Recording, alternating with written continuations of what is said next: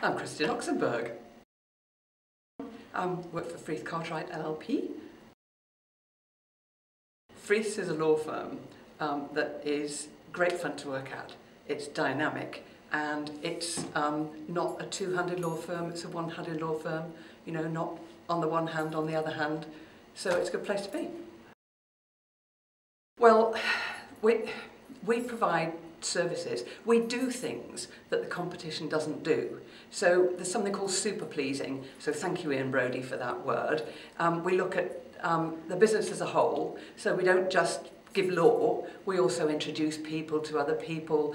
We look around what the business may need. And we're a business and we treat our clients as businesses. Now I'm not a big tea drinker. If you want coffee, black and strong, but let's talk about fermentation. Bit keener on that, really. Winning, winning and winning. I'm a commercial litigator, of course, I like winning. And the camaraderie. I've had a bit of a think about this. I'm thinking about Manchester as a business and as a whole, and I think A&S Group are really impressive. The Winning Pitch is a really impressive business, and I think you've got to mention the Co-op Bank because of its ethical stance. I've had a bit of a think about this one as well. If you look at Manchester, it's got to be Howard Bernstein. And then Manchester, one of Manchester's big features is education skills. So it has to be Dame Nancy Rothwell, who's a Vice-Chancellor of Manchester University. And as a third person, this is not promoting Manchester as a city, it's who's influential.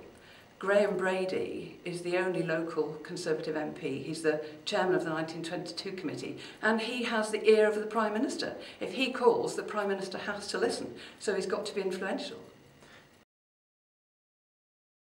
Tricky one. Now, I've met some fantastic people in Manchester. I don't want to name anybody, because if I do, it excludes all the others, who are just as fantastic. So let's take 3 examples. There's a taxi driver who made a special trip to bring my mobile phone back to me when I left it in his cab. There's the guy who works for the Metrolink who told me to get on the last tram, even though he knew I hadn't got a ticket, so I didn't miss it and not get home. And 3 ladies who served me cheese in Altrincham Market on a Saturday morning. You've got to have a sense of humour. You've got to have passion. You've really got to care about what you're doing, and you've got to think laterally.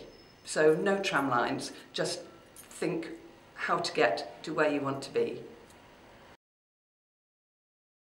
Maybe not the best food, but it could be Rosso because it's a fantastic building. They always look after you fantastically, and there's a great buzz in there.